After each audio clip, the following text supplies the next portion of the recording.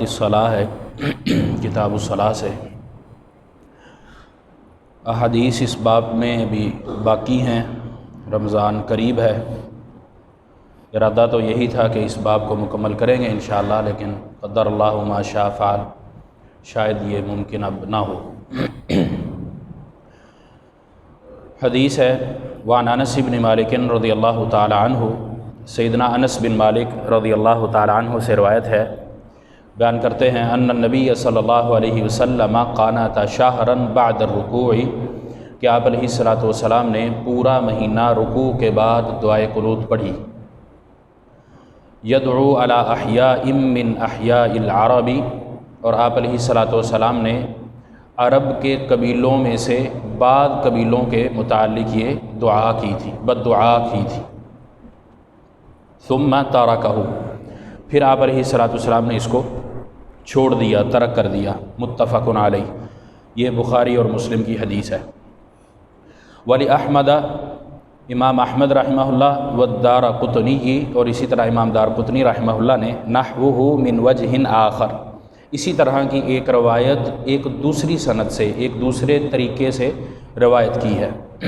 وزادہ، اور اس میں ان دونوں نے ان الفاظ کا اضافہ کیا ہے، فَأَمَّا فِي الصُّبْحِ فَلَمْ يَزَلْ يَقْنُتْ حَتَّى فَارَقَ الدُّنْيَا، کہ آپ علیہ الصلوۃ والسلام نے فجر کی نماز میں قنوت مسلسل اختیار کیے رکھی، یہاں تک کہ آپ دنیا سے رخصت ہو گئے، دنیا کو آپ چھوڑ کر چلے گئے داغ مفارقت دے کر۔ فارق الدنیا، دنیا چھوڑ کر چلے جانا۔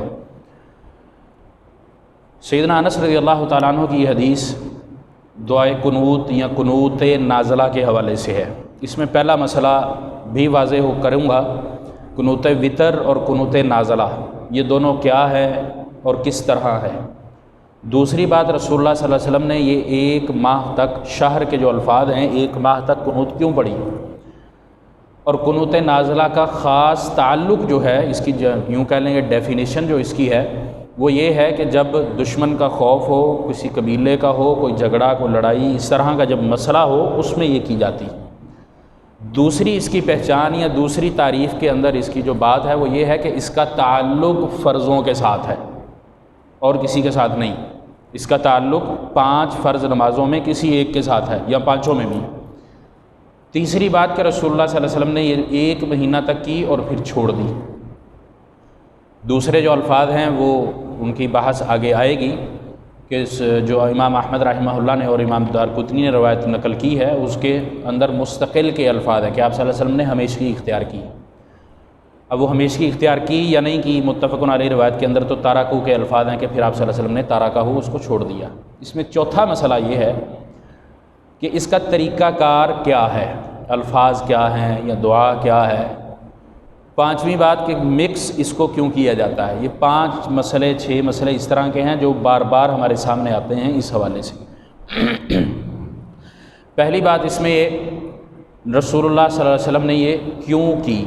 آپ علیہ الصلوۃ والسلام کے پاس بعض قبیلے آئے تھے احادیث کے اندر، بلکہ بخاری کی روایت کے اندر ہی ان قبائل کا ذکر بھی موجود ہے، جس میں ریل ہے، عصیہ ہے، ذکوان ہے، اسی طرح بنو لحیان ہے۔ ان 4 قبائل کا ذکر آتا ہے کہ ان کے لوگ آپ علیہ الصلوۃ والسلام کے پاس آئے کہ ہمیں دعوت و تبلیغ کے لیے کچھ افراد دیے جائیں، قراء دیے جائیں جو ہمیں قرآن کی تعلیم دیں، آپ علیہ الصلوۃ والسلام کی ہمیں سنت سکھائیں، دین، اسلام، شریعت کے بارے میں ہمیں بتلائیں۔ آپ علیہ الصلوۃ والسلام نے 70 قراء ان کو دیے، 70 علماء، یہ ان کو لے کر چلے گئے۔ اب آپ علیہ الصلوۃ والسلام کے متعلق یہاں پر ایک اور عقیدے کا مسئلہ بھی واضح ہوتا ہے۔ جب یہ لے کر چلے گئے، بئر معونہ اس کو کہتے ہیں، کنواں، چشمہ، بعد کنواں ہے ویسے، چشمہ بھی اس کو کہتے ہیں، اور یہاں پر قبیلہ رہتا تھا بنو سلیم، اور بنو سلیم کا یہاں زیادہ قریب تھا۔ تو اس جگہ پر انہوں نے جب پڑاؤ کیا تھا تو ان پر پھر حملہ کیا گیا۔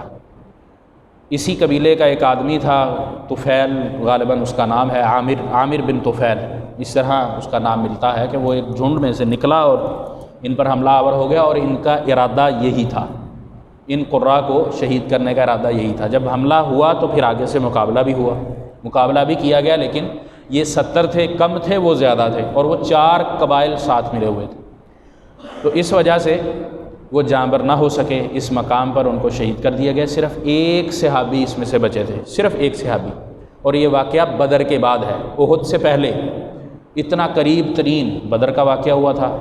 تو آپ علیہ الصلوۃ والسلام کے صرف ایک صحابی تھے جو اس میں بچے تھے، سیدنا کعب رضی اللہ تعالیٰ عنہ، اور وہ بھی اسی طرح بچے تھے کہ ان کو نہ پتہ چل سکا تھا کہ یہ زندہ ہے یا مردہ ہے، وہ اپنی طرف سے مردہ سمجھ کے گئے ہیں، چھوڑ کر گئے ہیں، لیکن یہ صحابی نہ رہے، اور یہ خندق میں آپ علیہ الصلوۃ والسلام کے ساتھ جنگ لڑتے ہوئے پھر شہید ہوئے تھے، یہ کعب رضی اللہ تعالیٰ عنہ۔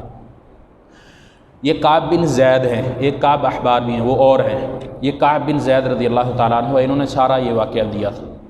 اسی طرح یہ ایک مشہور واقعہ ہے، عقیدے کا جو مسئلہ اس میں واضح ہوتا ہے وہ یہ کہ نبی علیہ الصلوۃ والسلام عالم الغیب نہیں تھے، غیب کا علم نہیں جانتے تھے۔ اگر غیب کا علم آپ کے پاس ہوتا تو پھر رسول اللہ صلی اللہ علیہ وسلم ان 70 صحابہ کو نہ بھیجتے، کبھی بھی آپ اتنا بڑا نقصان نہ کرتے۔ اور یہ عام صحابہ نہ تھے، بلکہ یہ وہ صحابہ ہیں جو تعلیم جانتے ہیں، کس کی؟ دنیا کی نہیں، شریعت کی تعلیم جانتے ہیں۔ دنیا کی تعلیم تو ہم بہت لیتے ہیں، اس کے لیے بہت ٹائم ہے، شریعت دین کی تعلیم کے لیے ہمارے پاس ٹائم ہی نہیں ہے۔ تو یہ شریعت کے عالم تھے، دین کے عالم تھے، اور قرآن کے قاری تھے۔ قرآن اس طرح نہیں کہ بغیر اس کے، عرب تو تھے ہی تھے، اور ایک اور چیز کہ یہ انصار میں سے تھے، یعنی کہ مدینہ کے رہنے والے، انصار میں سے یہ 70 لوگ تھے۔ دوسرا واقعہ وہ بھی اسی کے قریب قریب ہی ہے، غزوہ بدر کے بعد وہ واقعہ بھی، وہ غزوہ احد کے بعد کا وہ ہے، اس کے بعد ہے۔ تو آپ علیہ الصلوۃ والسلام نے وہ 10 لوگ بھیجے تھے، رابغ یا اس طرح کا وہ نام ہے، جو جدہ اور اس کے درمیان ایک علاقہ ہے، مدینہ سے کچھ مسافت پر ہے، وہاں پر آپ علیہ الصلوۃ والسلام سے 10 صحابہ کرام مانگے گئے تھے، تو آپ نے وہاں پر یہی 10 قراء اور علماء بھیجے تھے، اور ان کے ساتھ بھی یہی کیا گیا۔ اور جس قبیلے نے یہاں پر خباثت کی تھی وہی ان کو کرنے والا تھا، اور وہ بنو لحیان ہے۔ ایک روایت کے مطابق بنو حذیل بھی ہے کہ یہ بنو حذیل نے ہی ان قبائل کو شاہ دی تھی، ان کو بھڑکایا تھا، اور اس وجہ سے ان 4 قبائل میں ان 70 کو کیا تھا۔ یہ قریب قریب واقع، دونوں قریب قریب واقع ہیں یہ۔ اور آپ علیہ الصلوۃ والسلام کو یہ خبر ایک ہی رات میں ملتی ہے، دونوں کی، 70 کی بھی اور 10 کی بھی۔ یہ 70 والا واقعہ تو خیر مشہور ہے، کئی دفعہ ہم نے سنا ہے، لیکن یہ 10 والا واقعہ اتنا بیان نہیں ہوتا۔ تو یہ جو جگہ سعودی عرب میں آج موجود ہے، رجی اس کو کہتے ہیں، جس مقام پر ان 70 کا واقعہ ہوا تھا، اس میں 2 صحابہ کو گرفتار کیا گیا، سیدنا زید بن دثنہ رضی اللہ تعالیٰ عنہ، ثا کے ساتھ، سین کے ساتھ نہیں، دثنہ، اور اسی طرح سیدنا خبیب بن عدی رضی اللہ تعالیٰ عنہ، ان دونوں کو گرفتار کیا گیا، 8 کو شہید کر دیا گیا تھا اس واقعے کے اندر۔ تو آپ علیہ الصلوۃ والسلام کو ان دونوں واقعات کی خبر ایک ہی رات میں ملی۔ جب آپ صلی اللہ علیہ وسلم کو یہ خبر ملی، میں نے جیسے عرض کیا کہ آپ صلی اللہ علیہ وسلم عالم الغیب نہ تھے، غیب کا علم نہیں جانتے تھے، ورنہ یہ 80 لوگوں کا آپ صلی اللہ علیہ وسلم نقصان نہ کرتے۔ تو اس بات کو بھی ہمیں سمجھ لینا چاہیے کہ رسول اللہ صلی اللہ علیہ وسلم کے بارے میں ہمارا عقیدہ کیا ہونا چاہیے، اور عقیدے کی بنیاد پر ہی ہمارے باقی اعمال ہیں۔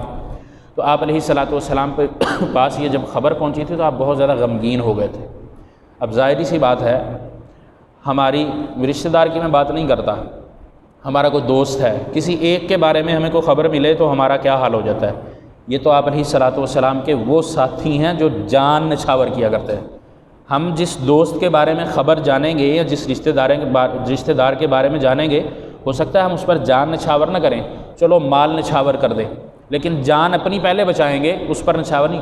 لیکن یہ وہ لوگ ہیں جو رسول اللہ پر اپنی جان لٹانے والے تھے، اور لٹا دی۔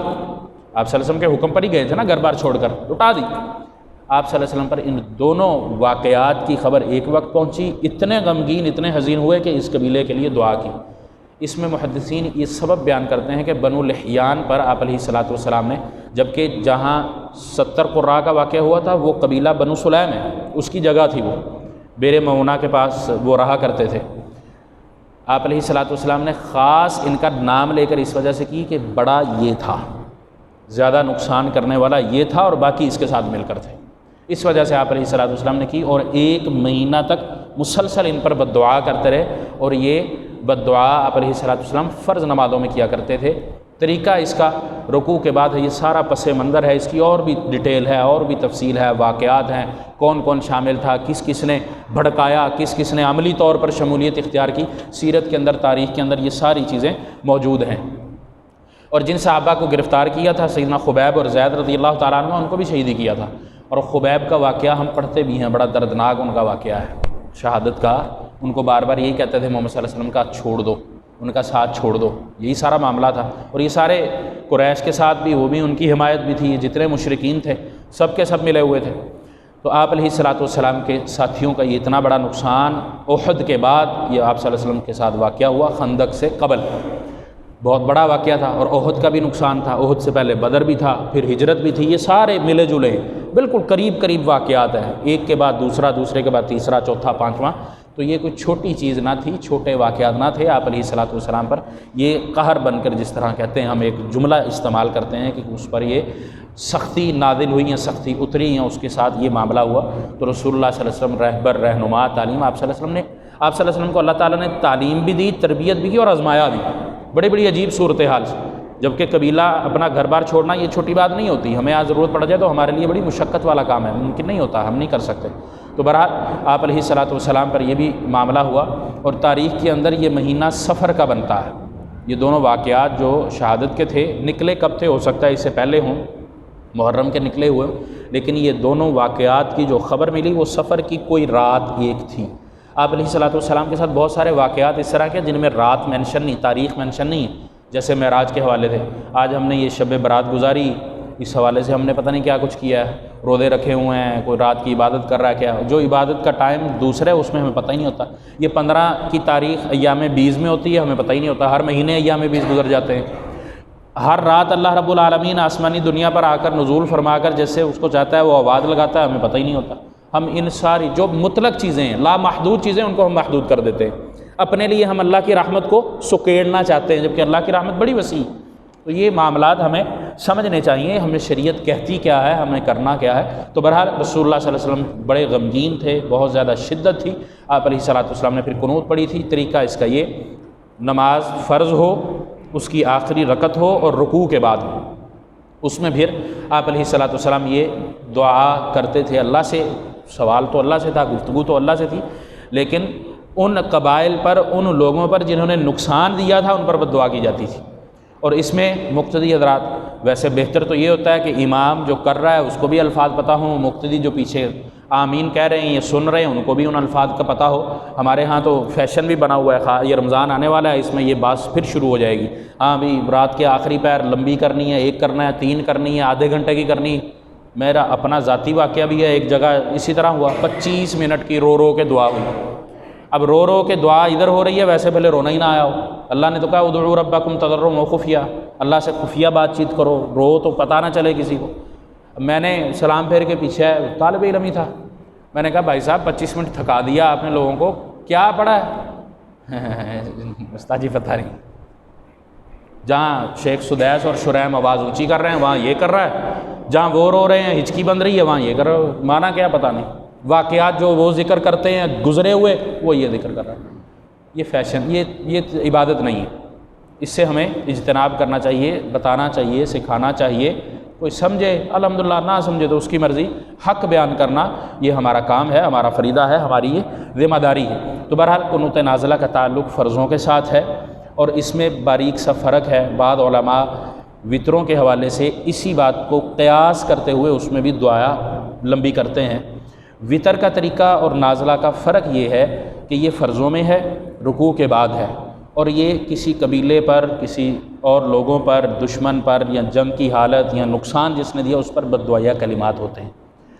وطر کے اندر کیا کہ وطر باقاعدہ طور پر ایک دعا ہے اللہ سے جو اپنی ہدایت کی کرتا ہے، اور وہ رکوع سے قبل ہے۔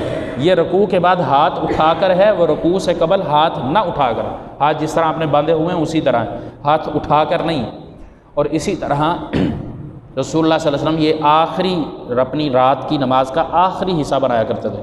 وطر کا معنی اکیلا ہے، 1 رکعت، وطر 3 بھی ہیں، وطر 5 بھی ہیں، 7 بھی ہیں، 9 بھی ہیں، لیکن حقیقتاً جو اس میں وطر ہے وہ ایک ہی ہے، باقی نفل ہیں اس کے ساتھ۔ رسول اللہ صلی اللہ علیہ وسلم نے یہ سارے پڑھے ہیں، لیکن وطر کو مغرب کی نماز کے ساتھ مشابہت نہیں دینی جب 3 پڑھنے ہیں۔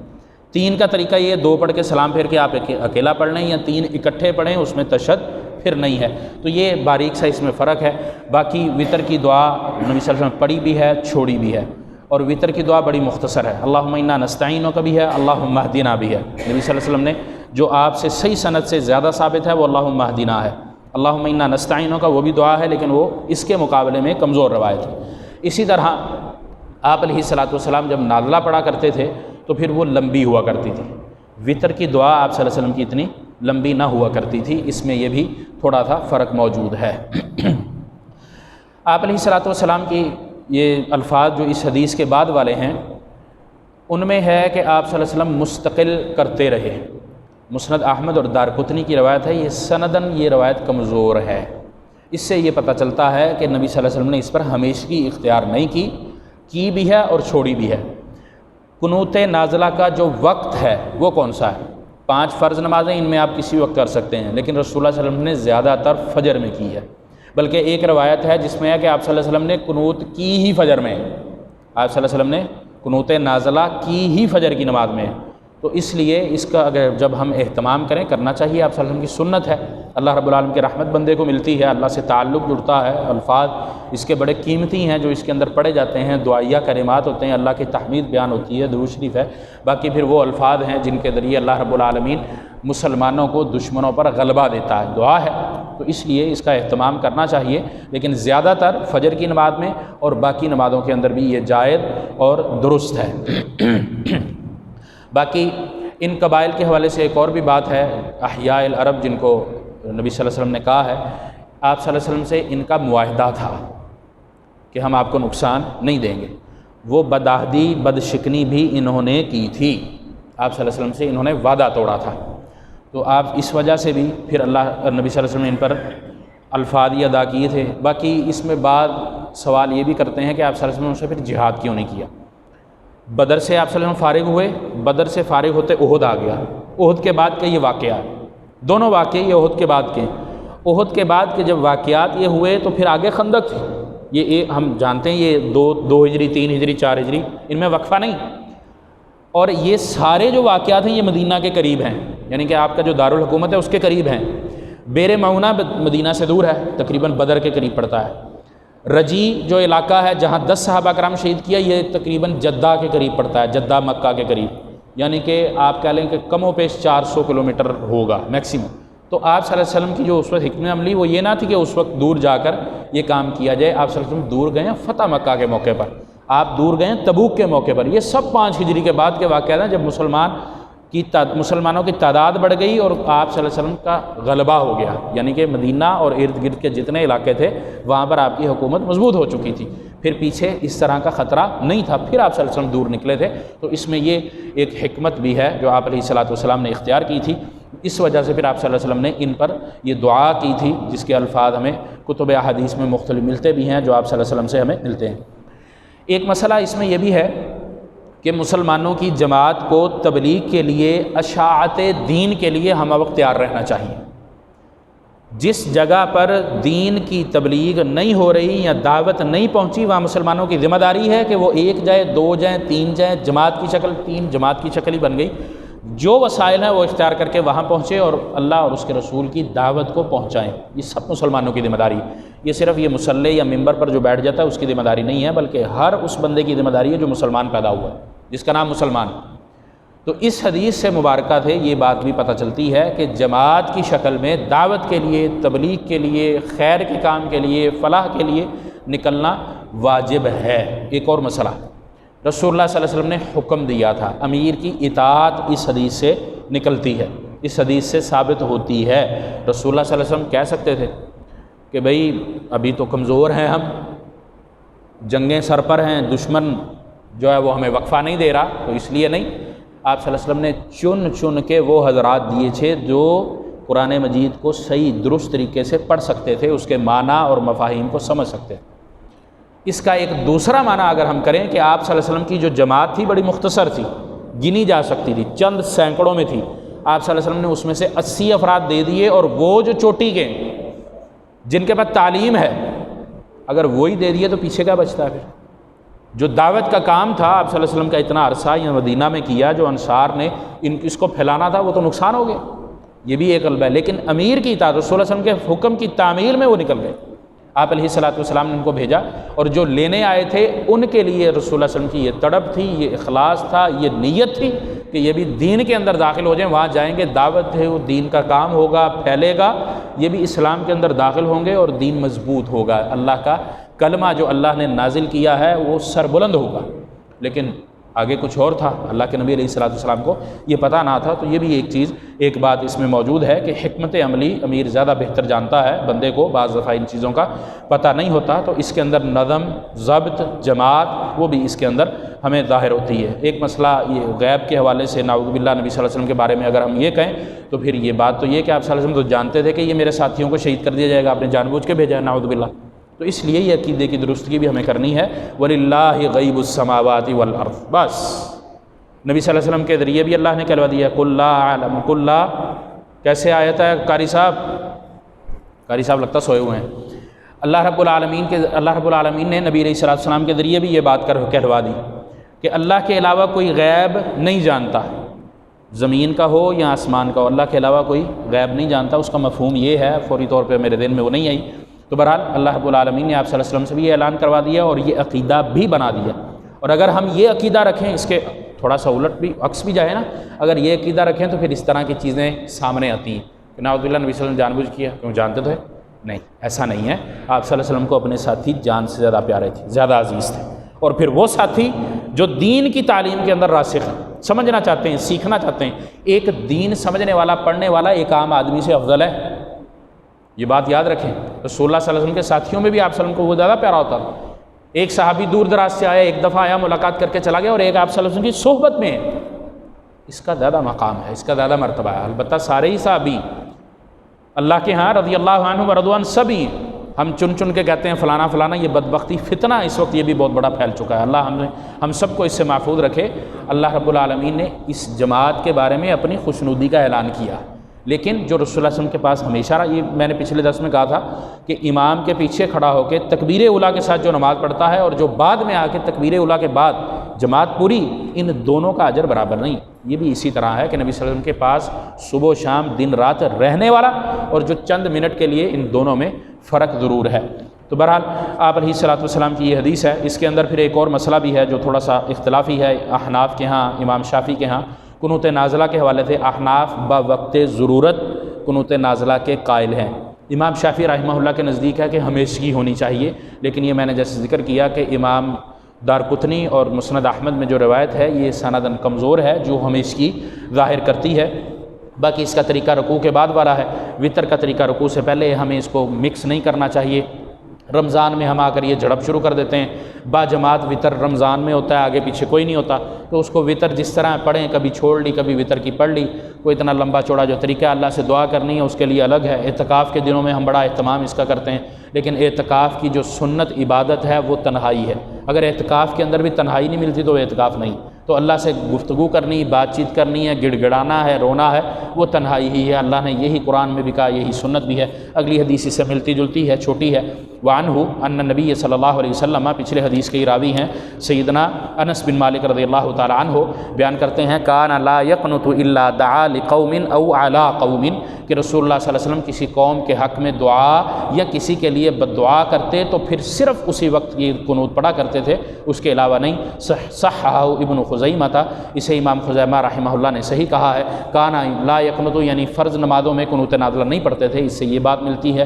اور اس میں یہ ہے کہ الا اذا دعا لقوم، جب ضرورت ہوتی تھی کسی قوم کے لیے، اس کی حق کے لیے یا اس کے خلاف، دونوں صورتوں میں آپ علیہ السلام نفع کے لیے یا نقصان کے لیے، مصیبت کے لیے، چھٹکارے کے لیے، تو آپ صلی اللہ علیہ وسلم اس پر بھی دعا اور بد دعا دونوں کیا کرتے باوقت ضرورت۔ اس سے امام شافعی رحمہ اللہ کا جو قول ہے وہ بھی واضح ہو جاتا ہے۔ اسی طرح جو ہمیشگی والی بات ہے وہ بھی واضح ہو جاتی ہے۔ اور اللہ کے نبی علیہ الصلوۃ والسلام کا یہ معمول جو تھا وہ مسلمانوں کے لیے اس وجہ سے کہ مشقت نہ ہو جائے۔ نماز پہلے لمبی، اس کے اندر ہر نماز میں قنوت ہو تو ظاہر مشقت والی ہو جائے گی، تو اس لیے باوقت ضرورت پڑھنی چاہیے، کہنی چاہیے۔ فجر سب سے بہتر ہے، ورنہ کسی بھی نماز میں اس کو اختیار کیا جا سکتا ہے۔ اللہ رب العالمین ہمیں عمل کی توفیق عطا فرمائے۔ اس سے آگے حدیث بھی اسی سے حوالے ہی ہے، لیکن وہ انشاءاللہ اللہ نے موقع دیا تو پھر اللہ جانتا ہے اگلا ہفتہ ہمیں موقع ملے گا یا نہیں، اس سے اگلے ہفتے تو شاید تراویحاں آ جائیں گی۔ اللہ تعالی ہمیں رمضان کے بعد بھی اس کو جاری و ساری رکھنے کی توفیق عطا فرمائے۔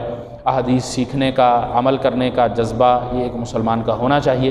اس کے لیے ہمیں کوشش کرنی چاہیے۔ ہفتے میں ایک دن ہم شاید بھول جاتے ہیں، تو یہ حال آپ کے سامنے ہے۔ بہرحال تو ہمیں یہ بھولنا نہیں چاہیے، ایک دوسرے کو یاد کروانا چاہیے۔ وَذَكِّرْ فَإِنَّ الذِّكْرَىٰ تَنفَعُ الْمُؤْمِنِينَ۔ دنیا چلتی رہتی ہے، یہ تعلیم ہے، زندگی گزر جاتی ہے، موقع نہیں ملتا، اس میں یہ موقع آ جاتا ہے، کم از کم نماز کے مسائل تو ہمیں سیکھ لینے چاہیے۔ وصلی اللہ وسلم علی نبینا محمد۔